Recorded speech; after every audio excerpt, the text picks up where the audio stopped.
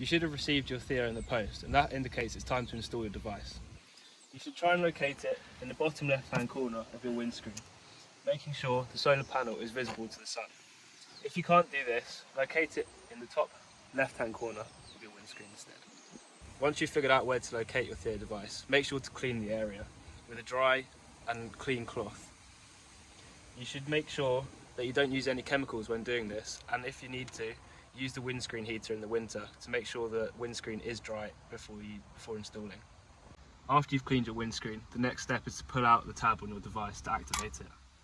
You're then going to turn it over and pull off the 3M tape before sticking it on the windscreen.